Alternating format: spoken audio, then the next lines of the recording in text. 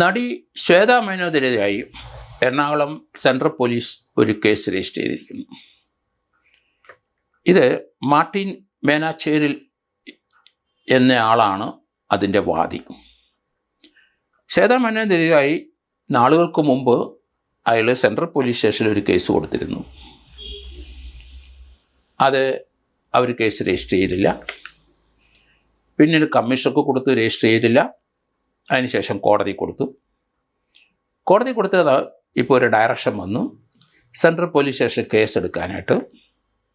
Our 1075/2025 under section 67(3) IT act, അതുപോലെ തന്നെ immoral traffic act 3, 5 ഈ വകുപ്പ് പ്രകാരം കേസ് രജിസ്റ്റർ ചെയ്തു.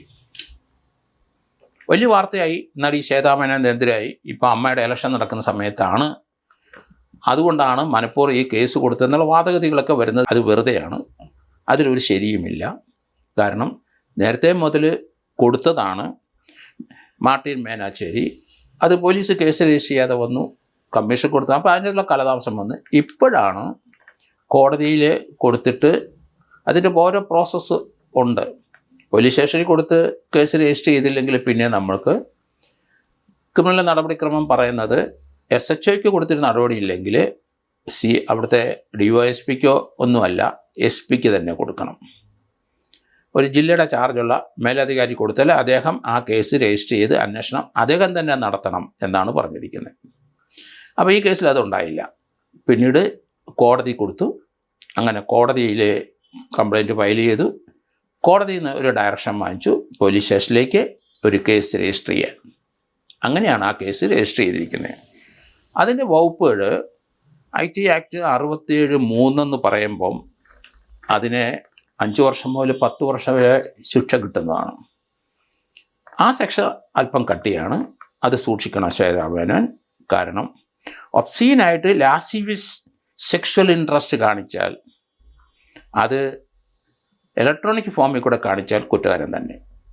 അവർ സെക്ഷലായിട്ട് അവരുടെ പല ഭാഗങ്ങൾ സിനിമയിലായാലും ശരി, നാടകത്തിലായാലും ശരി, സ്റ്റേജ് ഷോയിലായാലും ശരി, അങ്ങനെ പ്രദർശിപ്പിക്കാൻ പറ്റാത്ത സ്ഥലങ്ങൾ പ്രദർശിപ്പിച്ചിട്ടുണ്ടെങ്കിൽ അത് തീർച്ചയായിട്ടും അട്രാക്റ്റ് ചെയ്യും.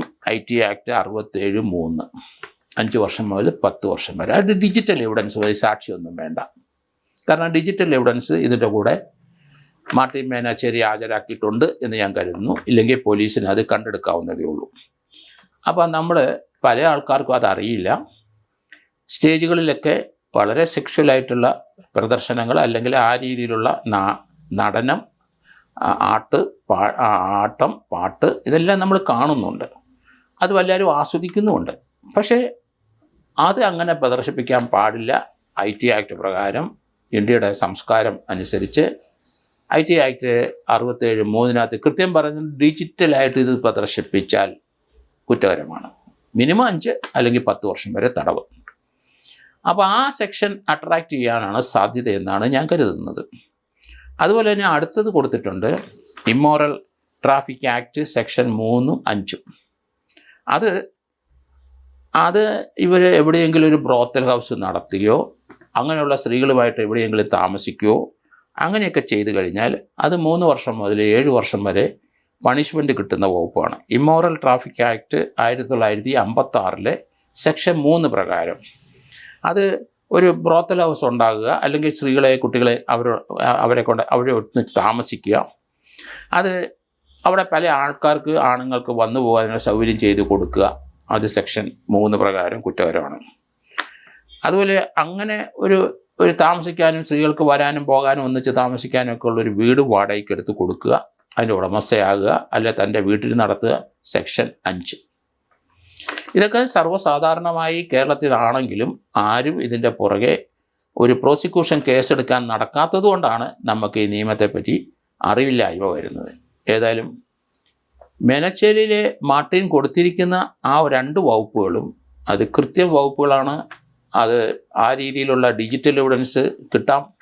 ഇവരെവിടെയെങ്കിലും വീട് വാടകയ്ക്കെടുത്ത് നടത്തിയിട്ടുണ്ടോ? ഈ അടുത്ത കാലത്ത് നമ്മൾ കണ്ടല്ലോ, എറണാകുളത്തും അതുപോലെ പാലക്കാടും കോഴിക്കോടും ഒക്കെ ധാരാളം ആൾക്കാർ ഇങ്ങനെ ഒരു വീട് വാടകയ്ക്ക് എടുത്തിട്ട് അവിടെ പല സ്ത്രീകളും നോർത്ത് ഇന്ത്യയിലുള്ള സ്ത്രീകൾ വന്ന് താമസിക്കുന്നു.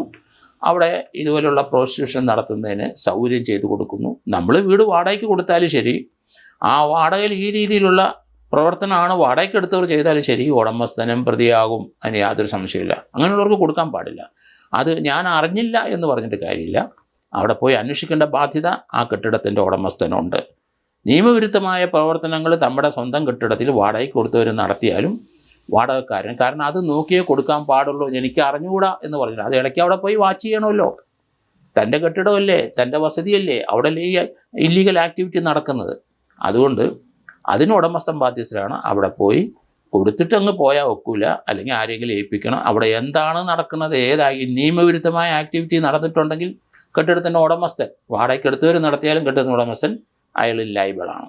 ഏതായാലും ഇപ്പോഴത്തെ കേസിനകത്ത് കൃത്യമായ ഡിജിറ്റൽ എവിഡൻസിൻ്റെ അത് സ്റ്റാൻഡ് ചെയ്യും എന്നാണ് ഞാൻ കരുതുന്നത്. മറ്റ് ഇമ്മോറൽ ട്രാഫിക്കിൻ്റെ നമുക്കറിയാൻ ഒക്കില്ല, അതിൻ്റെ എവിഡൻസൊക്കെ എങ്ങനെയാണ് അദ്ദേഹം കളക്ട് ചെയ്തിരിക്കുന്നത് അറിയില്ല. എങ്കിലും ഡിജിറ്റൽ എവിഡൻസ് അനുസരിച്ച് 67(3) പ്രകാരം കുറ്റം ചെയ്തിട്ടുണ്ടാവാൻ സാധ്യത കൂടുതലാണ്. അത് സെൻട്രൽ പോലീസ് സ്റ്റേഷനിൽ 1075/2025 ഒരു കേസ് രജിസ്റ്റർ ചെയ്തിരിക്കുന്നു. മുൻകൂർ ജാമ്യത്തിൽ അറസ്റ്റ് ചെയ്ത ശ്വേതാ മേനോനെ പോലീസ് അറസ്റ്റ് ചെയ്ത് അവരിതിൻ്റെ അകത്ത് കഴമ്പുണ്ടെന്ന് കണ്ട് അറസ്റ്റ് ചെയ്ത് കഴിഞ്ഞാൽ ജാമ്യം പോലീസിന് കൊടുക്കാൻ കഴിയില്ല, കോടതി റിമാൻഡ് ചെയ്യേണ്ടി വരും. അതുകൊണ്ട് അത് കണക്കാക്കിയിട്ടാണ് നിയമോപദേശം കിട്ടിയിട്ട് ശ്വേതാ മേനോൻ ഹൈക്കോടതി മുൻകൂർ ജാമ്യത്തിന് പോയിരിക്കുന്നത്.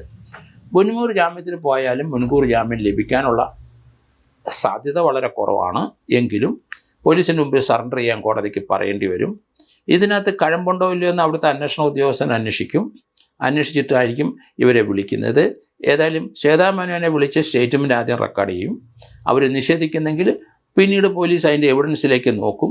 അങ്ങനെ നോക്കിക്കഴിയുമ്പോൾ അവർ അത് എവിഡൻസ് ഉണ്ട്, അതിൻ്റെ വാദി പറഞ്ഞ പോലെ എവിഡൻസ് ഉണ്ടെങ്കിൽ അവരെ അറസ്റ്റ് ചെയ്യും. അതുകൊണ്ട് ഈ രീതിയിലെ സിനിമയിലും നാടകത്തിലും സമൂഹത്തിലും പ്രവർത്തിക്കുന്നവർ സൂക്ഷിക്കുക. ഇതൊരു വാണിംഗ് ആണ്. ഏതായാലും മുൻകൂർ ജാമ്യത്തിന് ശ്വേതാ മേനോൻ ഹൈക്കോടതി പോയിട്ടുണ്ട്. അടുത്ത ദിവസം നമുക്ക് അതിൻ്റെ റിസൾട്ട് എന്താണെന്ന് അറിയാം.